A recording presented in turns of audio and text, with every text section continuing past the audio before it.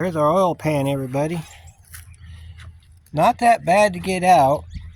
Those two back bolts right there are actually nuts. They're 7/16 nuts.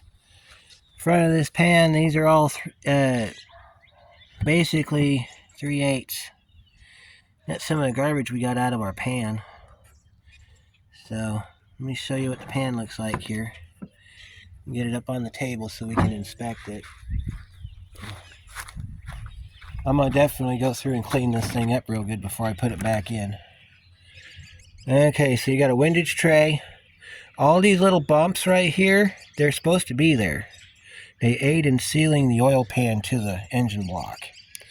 That is their, this is why these engines don't leak, because they have these little bumps. And the torque spec for these is only 124 inch-pounds. You can see kind of the gritty stuff down in the bottom of the pan. I don't see any remnants of that magnet anywhere in the pan. And I checked my crank to see if maybe it stuck to the crank, and it's not on the crank. So when it broke, it should have went as far as this windage tray right here.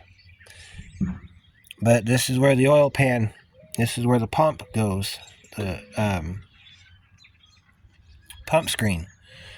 So looks like brand new still.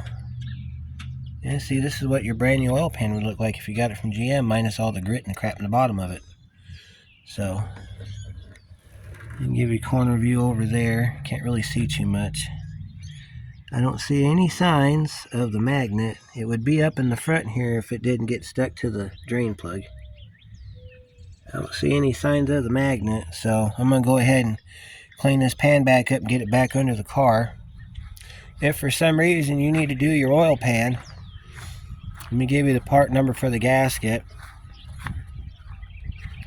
This is your gasket part number right here, OS30522R, and it comes with pump. These are pan holders. So how those work is you put those in the pan in the corners. That holds the pan in place while you put the bolts in it, and then you just replace those with the bolts that you need to put back in the pan. See, this is how this gasket's made. So all them little bumps, they line up on these holes right here. And that's how it goes. Now the original oil pan gasket, it says in the book, do not reuse. So we're not going to reuse it. In case you're curious as to what happened, I had to unhook the, I had to unbolt all the pan bolt, or the timing cover bolts. Just had to back them up. Because what happened was the pan gasket, you can probably see it down there in the drain pan. It got caught. I'll show you where it was caught at. Our pan gasket got caught right up in this little space right here between the engine and the timing cover. So I had to loosen the bolts up to back this out a little bit to get that to come out. You can see it down in the pan there. That's what's left of our pan gasket. So no doubt about it, this car would have leaked. And this car does not leak other than the transmission. So you can see our flywheel down there. Yeah, you can see some of it. There's our flywheel back there. There's our pickup tube right there for our oil pump. So now I got to clean all this up and put it back together again. And then